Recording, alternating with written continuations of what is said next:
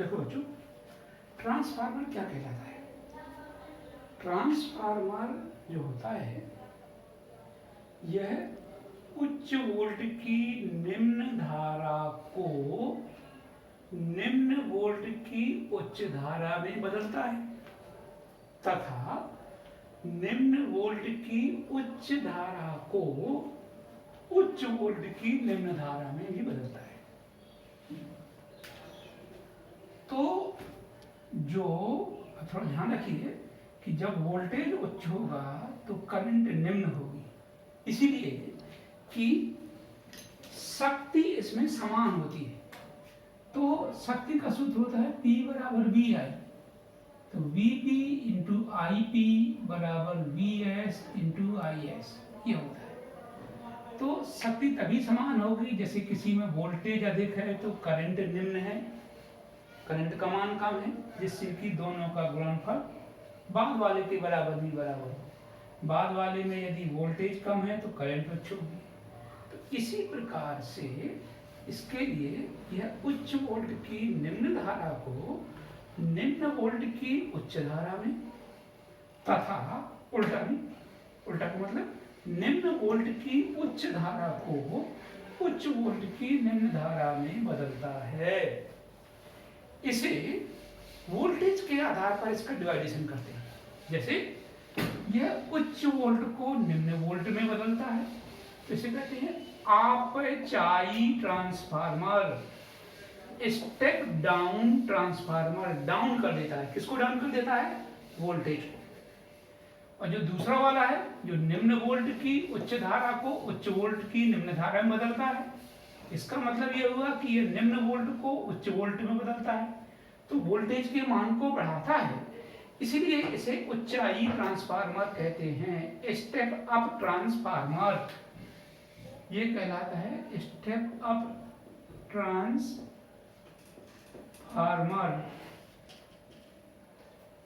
Step up transformer कहलाता है।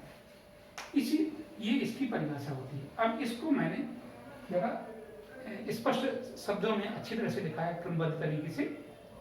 क्या है वही चीज? यह एक ऐसी युक्ति है, ऐसी टेक्नोलॉजी है जो उच्च वोल्ट की निम्न धारा को निम्न वोल्ट की उच्च धारा में तथा निम्न वोल्ट की उच्च धारा को उच्च वोल्ट की निम्न धारा में बदलता है। पहले प्रकार के को अपचायी ट्रांसफार्मर माने अंग्रेजी में स्टेप डाउन, एवं दूसरे प्रकार के ट्रांसफार्मर को उच्चाई ट्रांसफार्मर कहते हैं। अब इसकी रचना क्या होती है? रचना ये है कि नरम लोहे की पटलित क्रोडों को, जैसे हम नरम लोहे की पटलित क्रोड क्यों प्रयोग करते हैं? नरम लोहे की पटलित क्रोड इसलिए प्रयोग करते हैं कि भंवर धाराओं से होने वाली हानि कम हो जाती है।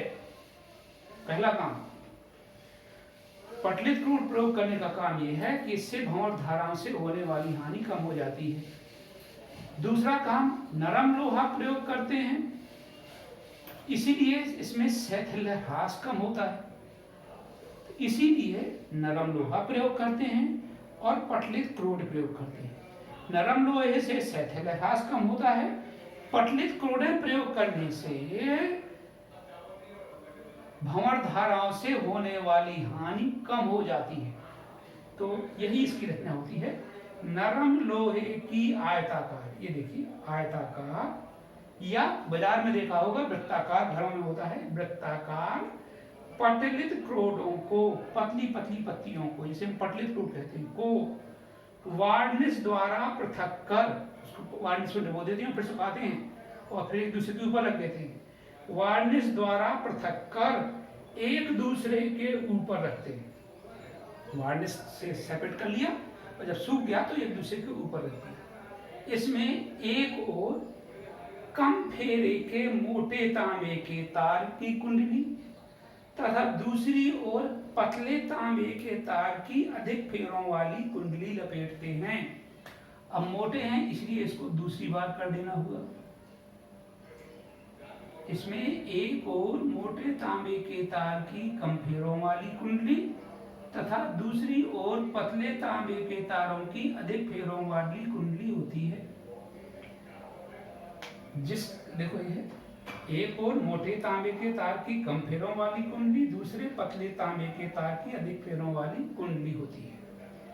जिसका संबंध एसी मेंस से होता है उसे प्राथमिक कुंडली कहते हैं। देखो इसमें ये प्राथमिक कुंडली है और दूसरी वाली को द्वितीयक कुंडली कहते हैं। देखिए ये प्राथमिक कुंडली है क्योंकि इसका संबंध एसी मेंस से होगा।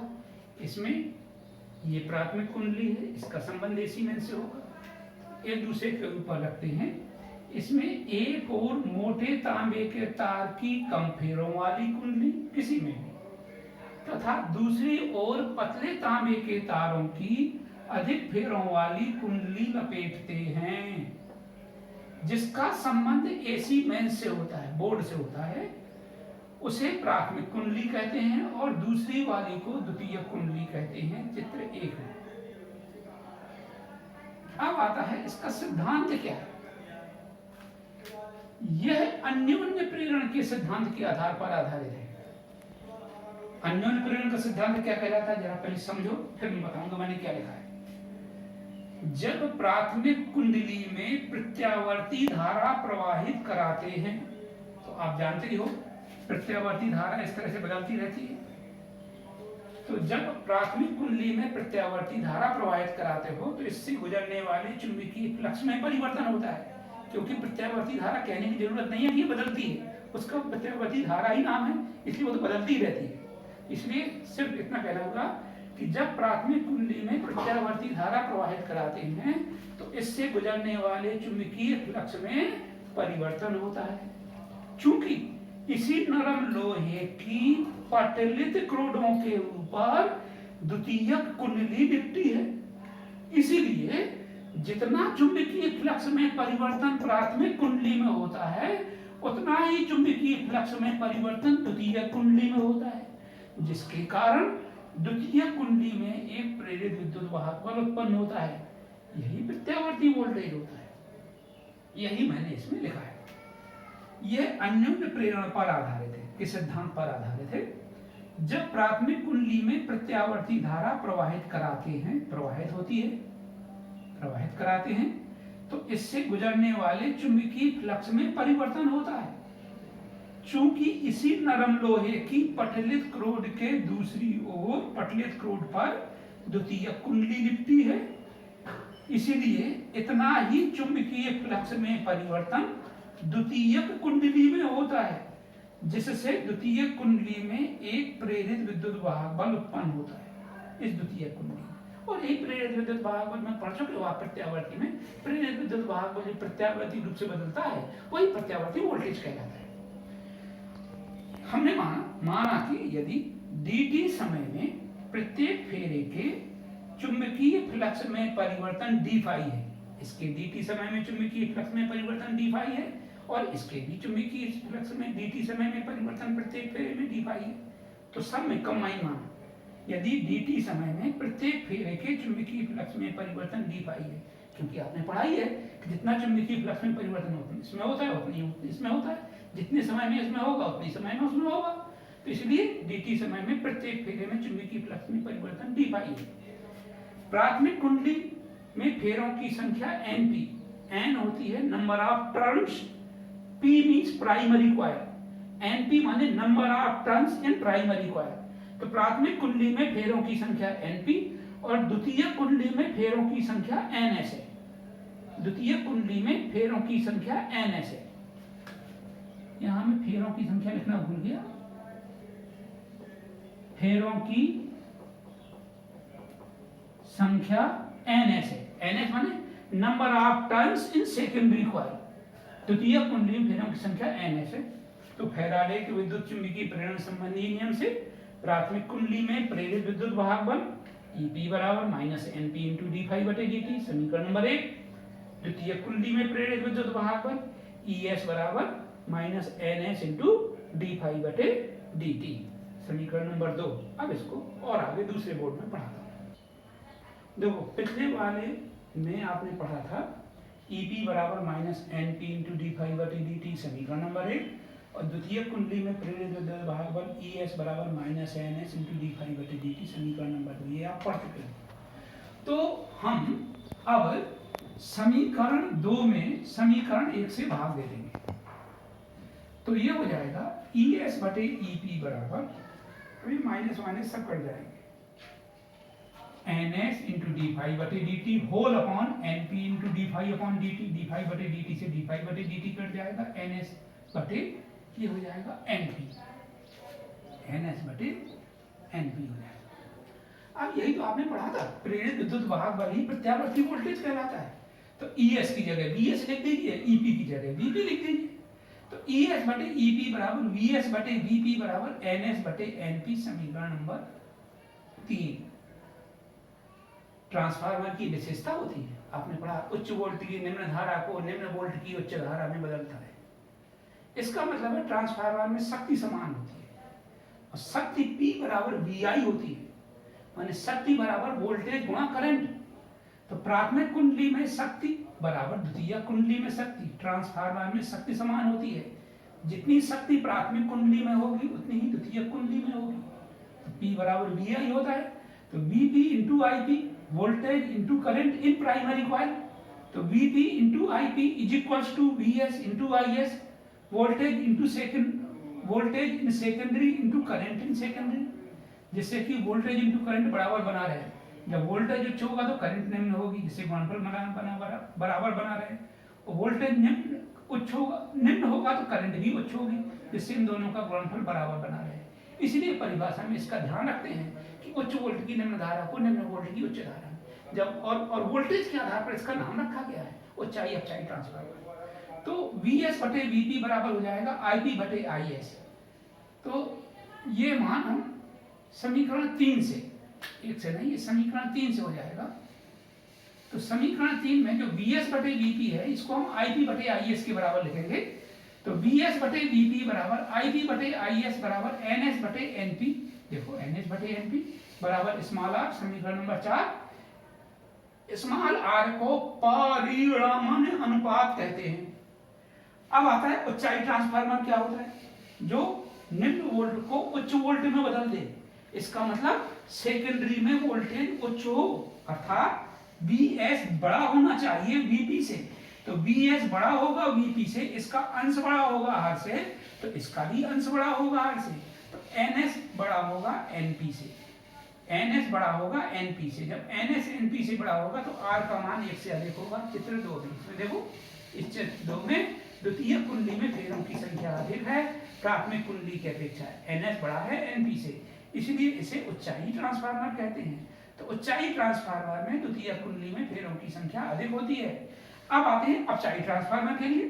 तो अपचाई ट्रांसफार्मर में अपचाई ट्रांसफार्मर कहलाता है यह उच्च वोल्ट की निम्न धारा को निम्न वोल्ट की उच्च धारा में बदल देता है, माने उच्च वोल्ट को निम्न वोल्ट में बदलता है।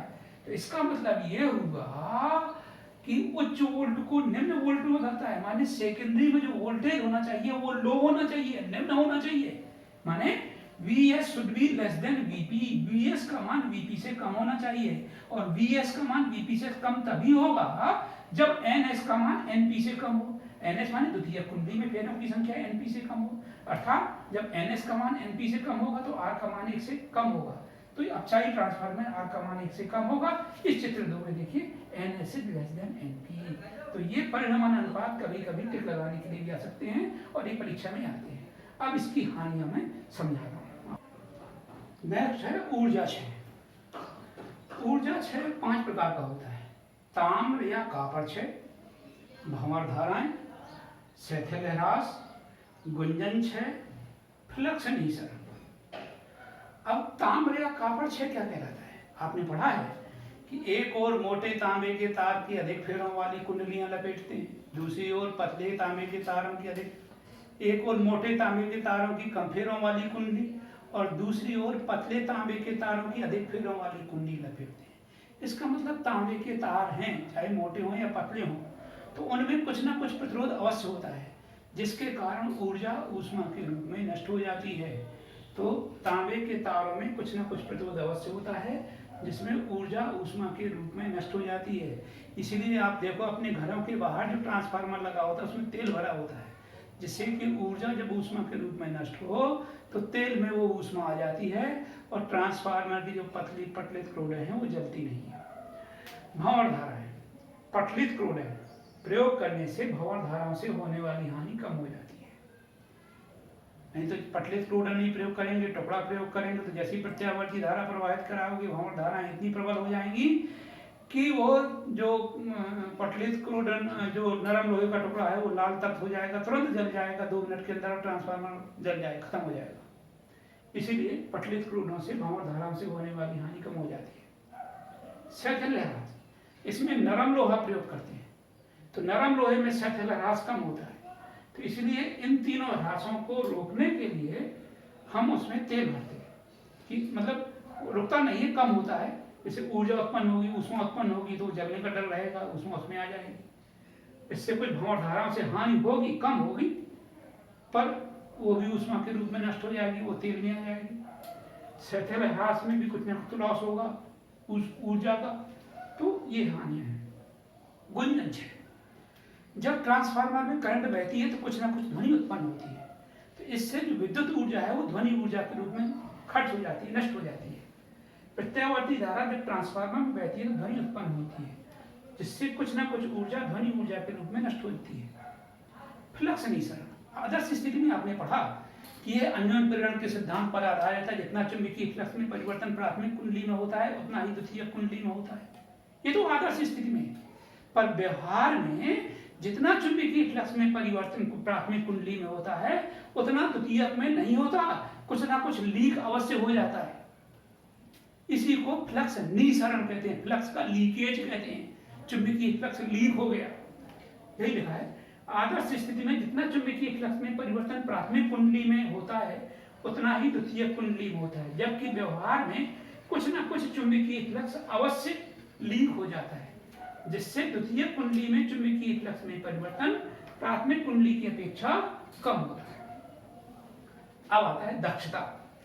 दक्षता बराबर होती है सिंपल दक्षता, प्रतिशत दक्षता नहीं, प्रतिशत इफिशियंसी नहीं, दक्षता ईटा बराबर, इसको ईटा कहते हैं, द्वितीयक में शक्ति बटे प्राथमिक शक्ति। प्रतिशत दक्षता बराबर द्वितीयक में शक्ति बटे प्राथमिक में शक्ति गुणा 100।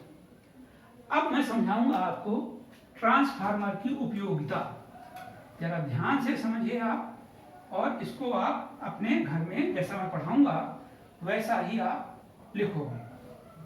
तो नेक्स्ट टॉपिक है ट्रांसफार्मर की उपयोगिता।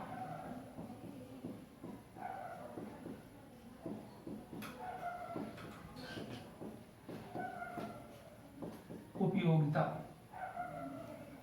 सपोज करो हमें प्रत्यावर्ती धारा एक शहर से, एक सिटी से दूसरे शहर में हमें ले जाना है।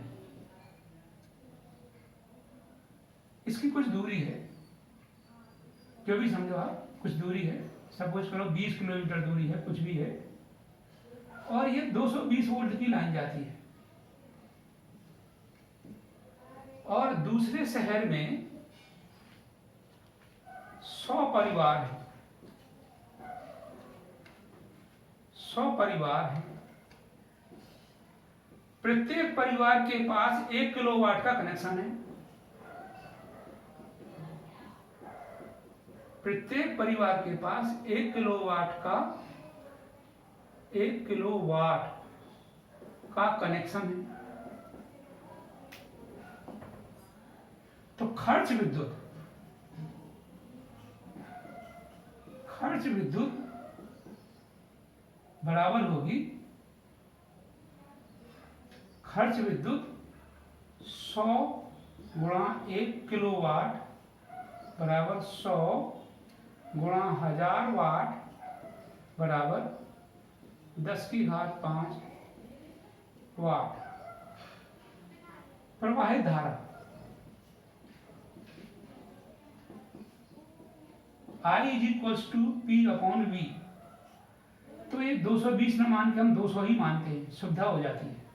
200 वोल्ट की लाइन जा रही है, तो P है 10 की घात 5 माने 100 गुणा 1000 बटे 200 वोल्ट की।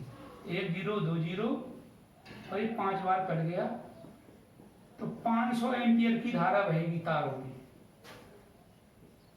की धारा इसमें कितनी बहेगी? 500 एम्पियर की धारा बहेगी। इसके लिए बहुत मोटे तांबे के तारों की आवश्यकता होगी,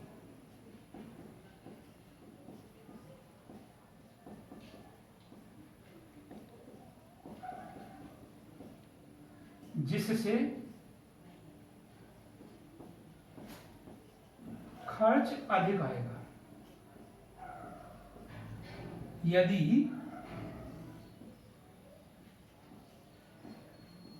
एक शहर में, इसी शहर में ऊंचाई ट्रांसफार्मर द्वारा 200 वोल्ट को 20,000 वोल्ट में कन्वर्ट कर दें,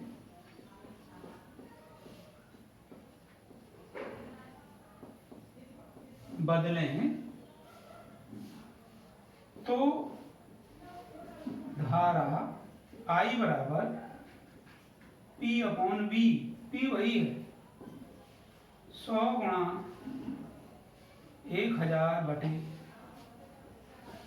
20,000, 3 0 से 3 0 20 2500, 5 एम्पियर की धारा। जैसे जो 5 एम्पियर की धारा है, इससे बहेगी, इससे खर्च कम आएगा, कम आएगा। इस प्रकार ट्रांसफार्मर लगा करके हम विद्युत धारा को कितनी भी दूर हो, 20 किलोमीटर, 25 किलोमीटर, 30 किलोमीटर, यदि हम ट्रांसफार्मर लगा दें, ऊंचाई ट्रांसफार्मर लगा दें और ऊंचाई ट्रांसफार्मर के द्वारा फिर एक शहर से दूसरे शहर में भेजें, तो कम करंट बहेगी, क्योंकि वोल्टेज ज्यादा है। कम करंट बहेगी तो उसको पतले तारों में भी बह सकती है, इसीलिए खर्च कम आएगा, इसलिए ट्रांसफार्मर लगाया जाता है। अब जब दूसरे शहर में पहुंच जाए, जैसे मान लो एक शहर में हमने क्या किया, 200 वोल्ट को 20,000 वोल्ट में बदला, फिर दूसरे शहर में कितने वोल्ट की लाइन मिली? 20,000 वोल्ट की मिली। तो यहां पर हमने लगाया ऊंचाई, यहां पर फिर हम एक ऊंचाई ट्रांसफार्मर लगा दें और फिर इसको 200 वोल्ट में कन्वर्ट कर दें, फिर घरों में भेजें, तो घरों में कोई नुकसान नहीं होगा और सभी लोग सुरक्षित रहेंगे। तो ट्रांसफार्मर की सहायता से उच्च वोल्ट को निम्न वोल्ट में और निम्न वोल्ट को उच्च वोल्ट में बदला जाता है और विद्युत का खर्च भी कम किया जाता है। तो ये है ट्रांसफार्मर की उपयोगिता, इसको आप अच्छी तरह से समझोगे।